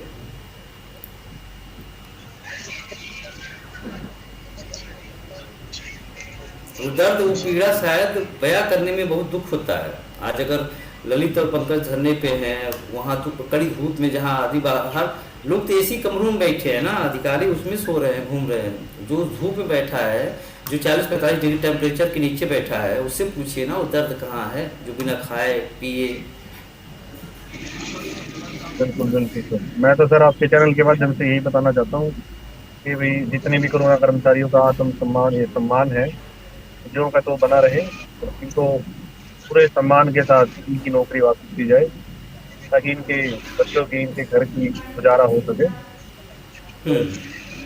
सरकार इसमें समय न लगाए और जितने भी हमारे साथी आमरण अनशन पर बैठे हैं, भगवान से यही प्रार्थना करते हैं उनका स्वास्थ्य ना बिगड़े। तो सरकार को भी इस बारे में संज्ञान लेना चाहिए। एक अधिकारियों की टीम, चिकित्सा अधिकारियों की टीम यहाँ गठित करके जरूर तैनाती करनी चाहिए। इनके स्वास्थ्य का ध्यान रखा जाए समय समय पे ताकि इनके स्वास्थ्य ना बिगड़े। नहीं, इसी वजह से हमने भी दिखाने की कोशिश की। भाई देखिए सिस्टम है, अब भाई कई चीज़ें होती हैं जो सरकार के संज्ञान में नहीं होती, लोग नहीं पहुंच पाते वहां तक। ठीक है, तो एक माध्यम अगर हम बने हैं, चलो भाई उस माध्यम लोग देख तो लें कि हाँ जान तो जाए बच्चों की क्या पीड़ा है, क्या दुख है, क्या दर्द है।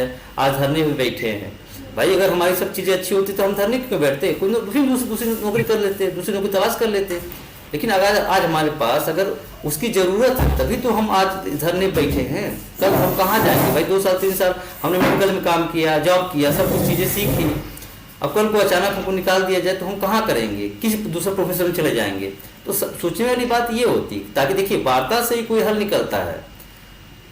सरकार कोई नहीं मान रहा है, बात करे आप लोगों से कि भाई हाँ चलिए चीज़ें ये है, कुछ तुम झुको कुछ हम झुकते हैं। भाई कोई चीज़ हर बात से निकलता है। संदीप जी। बिल्कुल सर, हम तो झुके हुए हैं। हमने सरकार को बोल दिया कि भाई हमें ये नहीं कह रहे कि अब हमें पक्का करें, हम तो ये कह रहे हैं कि हमारी नौकरी बहाल करे और रोजगार सुरक्षा की गारंटी दे। आप कौशल में गारंटी दे दो रोजगार सुरक्षा की, या एनएचएम में दे दो, आपको जहां ठीक लगे सरकार को, लेकिन दो रोजगार सुरक्षा की गारंटी दो। क्योंकि बार बार ना तो बच्चों पे धरने पे बैठा जाता, ना आया जाता। हम ड्यूटी करेंगे या धरना देंगे, क्योंकि यहाँ से हमारा मनोबल टूटता है काम करते हुए में। फिर तो ये रहता है कि वे 3 महीने के दिए सरकार ने, मौज कर लो। यदि आपको कंटिन्यू ये दे पता है कि भाई आप ड्यूटी करोगे तो थोड़ा अच्छे मन से करोगे, पब्लिक सेवा भी अच्छी करोगे, तो ये सरकार सोचे और सबकी नौकरी बहाल करके रोजगार सुरक्षा की गारंटी दे सरकार। या तो आप कौशल में से गारंटी दे या फिर अपने इसमें एनएचएम में दे, जहां भी सरकार को ठीक लगे कि भाई हाँ इनकी रोजगार सुरक्षा की गारंटी इसमें दे सकते हैं, वहीं दे दे, कोई दिक्कत नहीं। हम तो इस बात पे उसी टाइम धरना खत्म कर देंगे जब सरकार हमारी साथ के साथ बहाली कर देगी। यदि सरकार कहती है कि भाई अभी बजट नहीं है, आप ड्यूटी बहाल कर देते हैं, आप इतने ड्यूटी करो, वो भी सरकार का सम्मान करेंगे कि भाई आप हमारी ड्यूटी बहाल करो और इतने पॉलिसी बनाए, तनख्वाह हमारी इकट्ठी बाद में दे देना 2-3 महीने के बाद। तो मुझे दिक्कत आ रही भाई, पैसे भी नहीं है, चलो दिक्कत है, बजट नहीं है, बाद उसका भी हल निकाले बीच में कोई आदमी। हाँ, वो बीच में निकाले सरकार। 3 भी हाँ, बात मान सम्मान की है तो मान सम्मान वापस लौटाए सभी हमारे कोरोना योद्धाओं का। 22 के 22 जिलों के कोरोना योद्धा, यहाँ हमारे पंचकुला के साथी थे, उनको मिसगाइड करके बका के कि भाई क्योंकि सरकार की पॉलिसी डू एंड डिवाइड की, भाई 2-4 जिलों को इनको यहाँ लगाओ कि भाई आपकी बायोमेट्रिक लग रही है, आ जाएगा बजट। क्योंकि उनके भी अब पिछले 1 तारीख को सबको सरकार ने लात मार के बाहर निकालने का काम किया, जो बहुत गलत है। हमारे वो भी साथी हमारे साथी हैं सारे के सारे, क्योंकि 22 के 22 जिले एक हैं। सरकार ये सोचती है कि भाई 2-4 को सरकार के पक्ष में करके ड्यूटी ज्वाइन करवा के तो इनको डू एंड डिवाइड करेंगे, ऐसा नहीं होगा। सभी 22 के 22 जिला के कर्मचारी हमारे एक थे, एक हैं, एक रहेंगे और रोजगार सुरक्षा गारंटी पाने के लिए आंदोलन मजबूती से लड़ेंगे। और यहाँ आमरण अनशन हमारे देने वाले सभी साथियों का मैं दिल की गहराई से धन्यवाद करता हूँ, क्योंकि वो सभी 22 जिलों के साथियों की लड़ाई के लिए अपनी जान दांव पे लगाए हुए हैं। जो हम सरकार से भी ये डिमांड करते हैं कि हमारे सभी साथियों का स्वास्थ्य जांचा जाए और कोई अनहोनी ना हो, प्रशासन इसकी तरफ ध्यान दे और सरकार भी इसकी तरफ ध्यान दे कि वे जल्द से जल्द बातचीत से ही समाधान होगा, हमारे सभी कर्मचारियों की नौकरी बहाल कराए। हाँ, ज़्यादातर जो आपके कर्मचारी जो हैं आपके सहयोगी हैं, उन्होंने यही बात, वो भी कमेंट में लिख रहे हैं कि भाई हमें जो हमारा हक है वो दो हमको ना, हमारी जो नौकरी है बिल्कुल, उसको वापस दो, जो चली मैंने गई बता आज दिया कहाँ ना सर, जाए, किसके वो पास है। बिल्कुल जो धरने पे नहीं आ पा रहे ना, तो वो बिल्कुल ही गरीब लोग हैं हमारे, जिनके पास हम्म बेचारों के पास खाने के लिए एक टाइम की रोटी भी नहीं है। तो धरने पे आने के लिए पैसे तो कहाँ से आएंगे? वो बिल्कुल ही हमारे गरीब साथी हैं जो घर बैठे हैं, हम्म क्योंकि उनके पास आने जाने के लिए किराया भी नहीं है।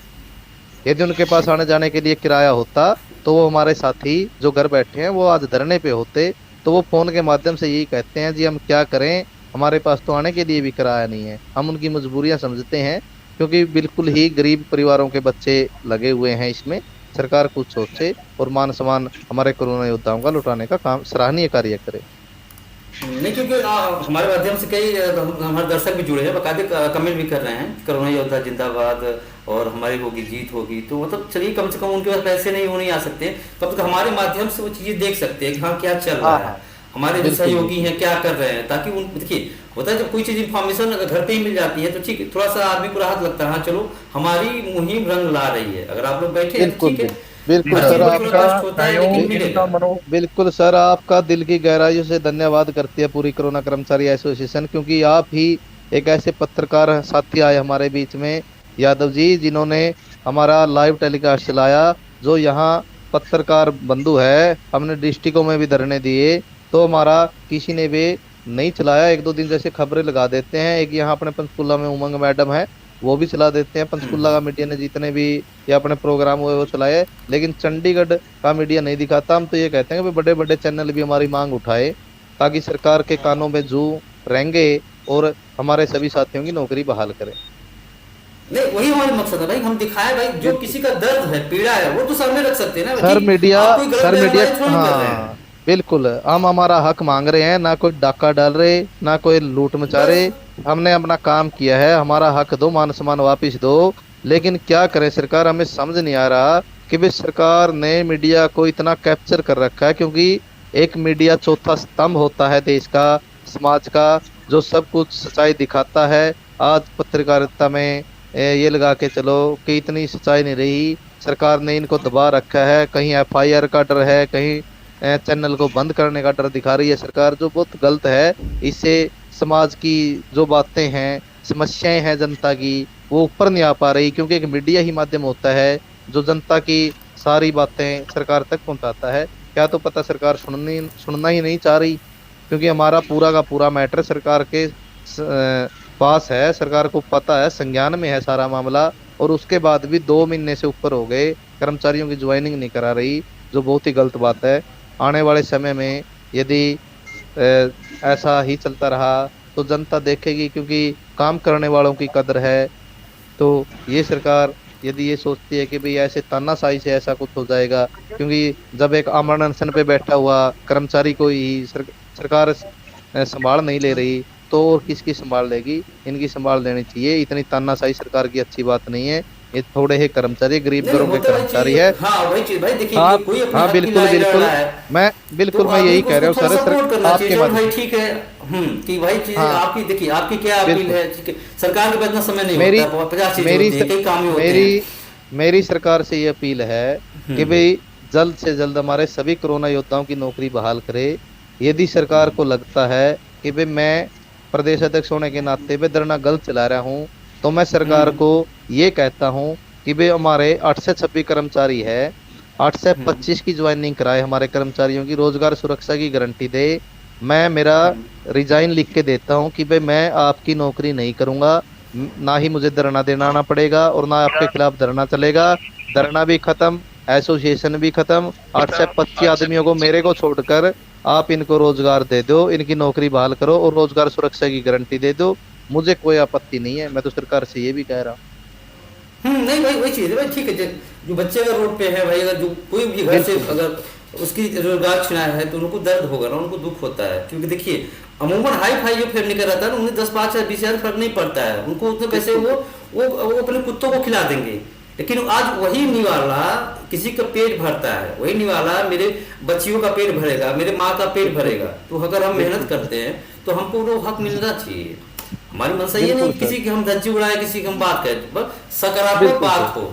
जो जमीन से जुड़ा इंसान है उसके लिए 10,000 15,000 बहुत बड़ी चीज होती है, बहुत बड़ी होती है सर। गरीब आदमी के लिए तो यही बहुत होता है। वही चीज हम तो यही उम्मीद करेंगे भाई कि जो लोगों की मांगे हैं, आप लोग बैठे हैं, क्योंकि देखिए बीच का हल निकालने से ही हल होता है।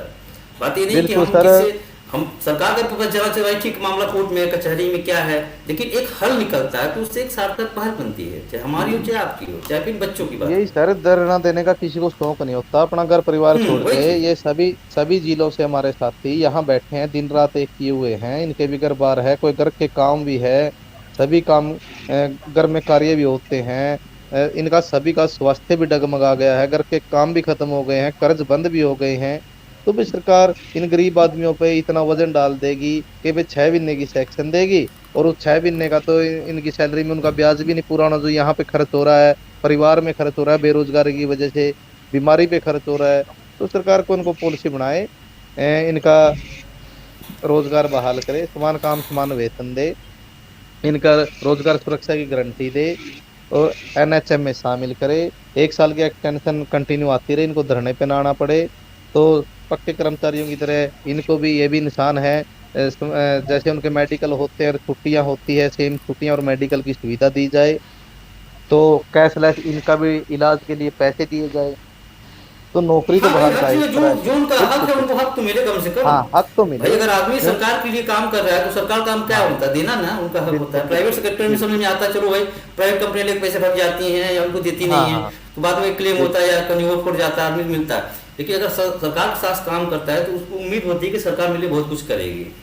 तो अगर आज बच्चे बैठे हैं तो एक उम्मीद में बैठे हैं कि भाई हमारी नौकरी बहाल होगी और हमें दोबारा हमारा काम जो होगा हमको वापस मिलेगा, ताकि हम अपना परिवार चला सकें, रोजी रोटी चला सकें। यही चीज़ें होती है। बाकी हम सरकार के लिए कोई बहुत बड़ा काम नहीं होता है। 800 600 800 पद कोई बहुत ज़्यादा पद नहीं है, कहीं पर समायोजित होता है।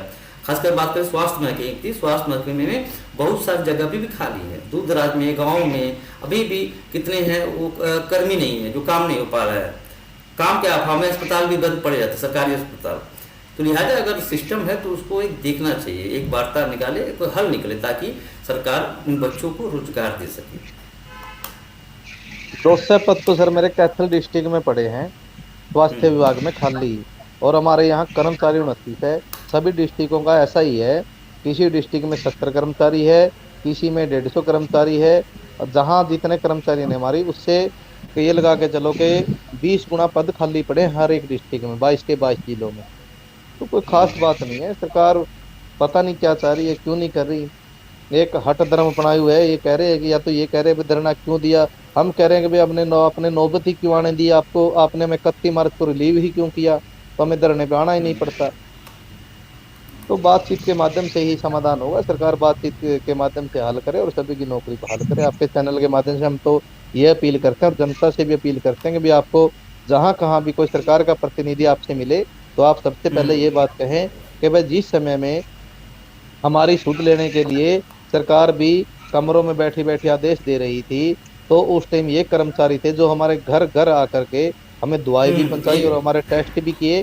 तो भाई सरकार से हमारी जनता भी आवाज उठाए कि भाई इन योद्धाओं के साथ सरकार ऐसा काम ना करे, जहां भी छोटे से लेके बड़ा प्रतिनिधि सरकार का जनता के बीच में आए। सर जनता उनसे सवाल करे कि भाई कोरोना योद्धाओं के साथ आप ऐसा क्यों कर रहे हैं।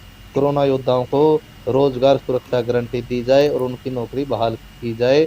हम ये कहते हैं कि हमसे ज़्यादा हमारे प्रदेश की जनता की जिम्मेदारी बनती है कि हमारे लिए, हमने उनके लिए उस टाइम जान अपनी दांव पे लगाई, आज वो कम से कम हमारे हक में बोले और सरकार से पूछे कि भाई सरकार कोरोना योद्धाओं के साथ ये अन्याय क्यों कर रही है। हमारे हक की लड़ाई हमसे ज़्यादा जनता को लड़नी चाहिए, हम जनता से अपील करते हैं।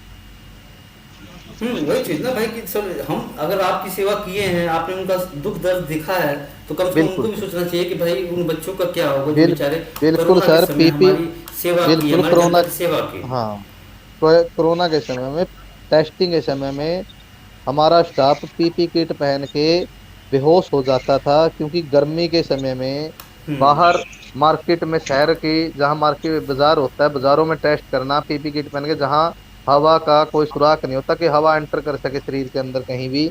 डबल मास्क होते थे 95 के, तो ऊपर से पीपी किट, ऊपर से फेस शील्ड, सांस भी नहीं जाता था। तो गस आके चक्कर आके हमारे कर्मचारी गिरे हैं, स्वास्थ्य उस टाइम भी डगमगाए हैं, स्वास्थ्य आज भी धरने पे डगमगा रहे हैं। जिस जो भी हमारा साथी, मैं 3 बार कोरोना पॉजिटिव हुआ हूँ, मेरा अभी भी स्वास्थ्य ठीक नहीं है उस समय से लेके।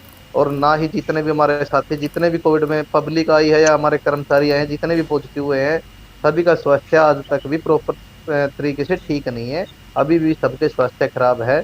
और सरकार फिर भी, हमने जब इतनी कुर्बानी दी है तो सरकार फिर भी नहीं सोच रही, ये बहुत गलत बात है।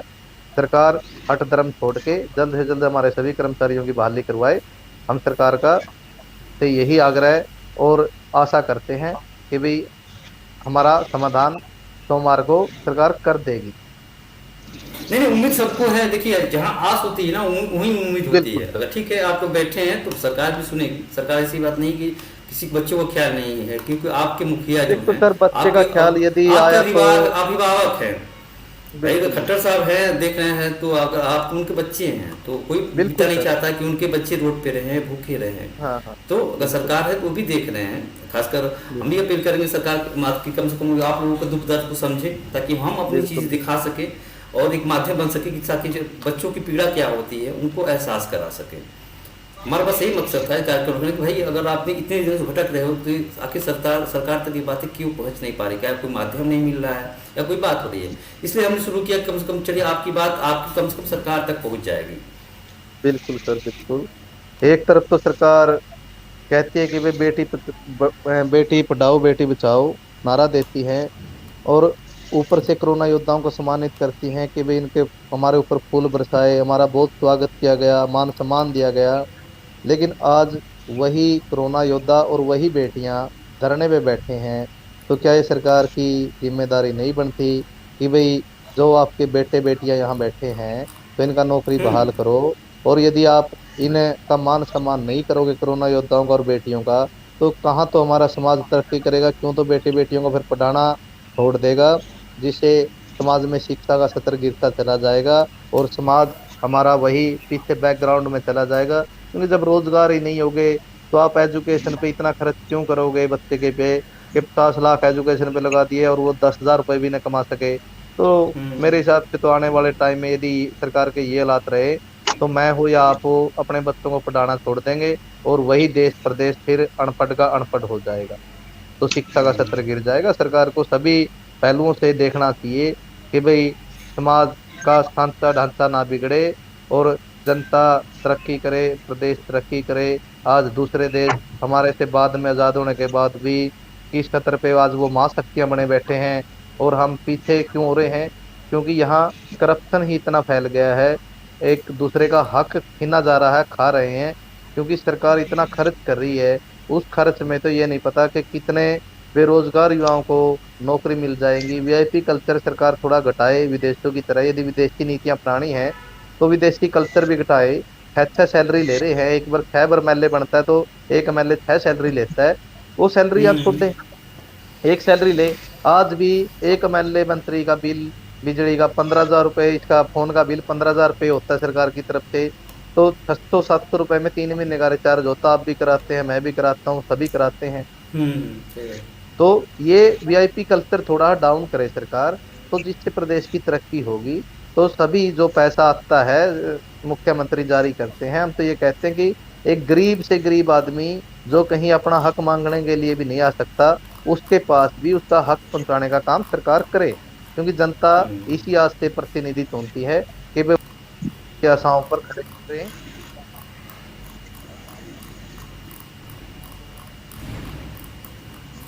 ताकि प्रदेश की तरक्की हो, प्रदेश की तरक्की होगी देश की तरक्की होगी, देश की तरक्की होगी युवा की तरक्की होगी। युवा पे ही डिपेंड करता है। आज प्रदेश अपने देश में सबसे ज्यादा युवा है, यदि युवा यहाँ से पलायन कर गया तो देश की स्थिति क्या होगी, ये आप भी जान सकते हो और मैं भी जान सकता हूँ। क्योंकि अपना भाई पढ़े लिखे हैं, ट्रेंड हैं ये लोग। देखिए होता क्या है, जब ट्रेंड आदमी नहीं होता है या तो क्वालिफिकेशन में कोई कमी होता, समझ में आता है। जब ट्रेंड है ना तो इसका यूज हम कहीं और कर सकते हैं, उनकी हुनर वो बेकार नहीं जाएगी किसी के लिए भी हो। ऐसा सर विदेशों में आपने भी देखा, मैंने भी देखा न्यूज के माध्यम से, विदेशों में रेगुलर कर्मचारी, क्योंकि विदेशों में ज्यादा मौतें क्यों हुई, क्योंकि वहां के लोगों ने नौकरियां छोड़ दी, पक्के कर्मचारियों ने, और आगे कोई आया नहीं। तो सरकार ने लॉ एंड ऑर्डर मेंटेन रखा कि एफआईआर काट के केस कर दिया जाएगा यदि किसी कर्मचारी ने नौकरी छोड़ी। तो यहाँ कर्मचारी नौकरी छोड़ना नहीं चाह रहे, सरकार छुटवा रही है। उल्टा हो रहा है। देखो विकसित देशों में तो लोग भाग गए, नौकरी छोड़ के भाई जनता को मरने दो, हम नौकरी नहीं करेंगे, अपनी जान बचाएंगे। और हमारे इंडिया में ये कोरोना योद्धाओं ने अपनी जान पे खेल के नौकरी नहीं छोड़ी, तनख्वाह नहीं ली, ना डबल सैलरी ली, 6 महीने की सैलरी बाद में आई है सरकार से। तो उसके लिए ये अड़े रहे कि भी नहीं, हम तो चाहे मर जाएं लेकिन हमारी जनता नहीं मरनी चाहिए, हमने अपने प्रदेश के एक एक नागरिक की सेवा करनी है। इन्होंने वो काम किया और हम इनके बदौलत ही हरियाणा सरकार ने, स्वास्थ्य मंत्री ने, मुख्यमंत्री ने छातियों में हाथ मार मार कर वाही वाही लूटी पूरे देश में कि देखो हरियाणा ने कैसे कंट्रोल किया। हरियाणा सरकार ने कंट्रोल नहीं किया, ये मेरे वो कोरोना योद्धा भाई बहन थे जिन्होंने अपनी जान पे खोल के कोरोना को कंट्रोल किया और पूरे तन मन धन से पूरी जान की बाजी लगा करके पूरा सरकार का सहयोग किया। तो सरकार को अब चाहिए कि जैसे वाही वाही आपने लूटी, अब यही वाही वाही इनका रोजगार सुरक्षित करके तो वाही वाही लूटने का काम करे। आपके माध्यम से यही अनुरोध करते हैं सरकार। सही बात है भाई कि धरने पे बैठे हैं, अगर उसको मांगे हैं तो मांगे, सरकार माने, उसको कम से कम बहाल तो करे। क्योंकि बच्चे वो भी हैं, किसी के माँ बाप के बच्चे ही हैं, कहाँ से वो जॉब करेंगे जब उनके पैसे ही नहीं रहेगा तो कहाँ से खिलाएंगे पिलाएंगे, कहाँ से पढ़ाई लिखाएंगे बच्चों को।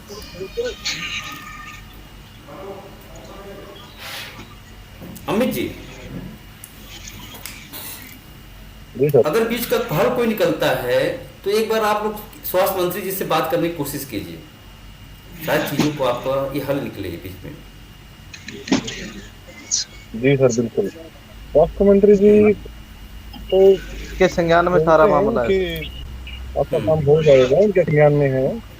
लेकिन कुछ ऐसे अधिकारी भी हैं, हाँ हाँ, जो वार्ता नहीं करना चाहते, बीच में आ जाते हैं। जी, जो कुछ अधिकारी ऐसे हैं जो चाहते नहीं कि हमारा काम होए, आप लोग की ज्वाइनिंग होए। उनको सिर्फ पब्लिक को परेशान करने से मतलब है, जिससे सरकार की भी छवि बड़ी खराब होती है। तो हमारे मुख्यमंत्री जी को भी इस बारे में संज्ञान लेना चाहिए कि इन अधिकारी की वजह से ही इनकी बदनामी होती है, उनका खराब होता है नाम। और जैसा इस देश प्रदेश में हो रहा है पिछले 8 सालों से, तो ऐसा ना हो तो अच्छा ही है, क्योंकि इलेक्शन चुनाव का टाइम है, तो सरकार की बदनामी कम से कम हो, जितनी कम हो उतनी अच्छा है।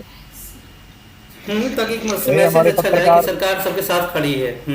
बिल्कुल बिल्कुल, ये हमारे पत्रकार बंधु जितने हैं उनके साथ भी ये चीज नहीं होनी चाहिए। जैसे करनाल का जो मामला है, मैं इनकी कड़ी निंदा करता हूँ। बड़े ये सब मतलब एक बार सामने वाले बंदे को भी मौका देना चाहिए, ऐसे नहीं होना चाहिए। उनको भी अपना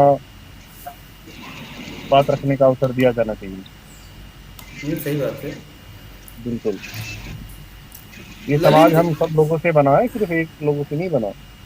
ललित हमारे साथ जुड़े हैं। ललित, आप अभी बैठे हुए हैं, अभी आपके साथ कई सहयोगी आए हुए हैं कई जिलों से, ऐसे कैसे हो गया?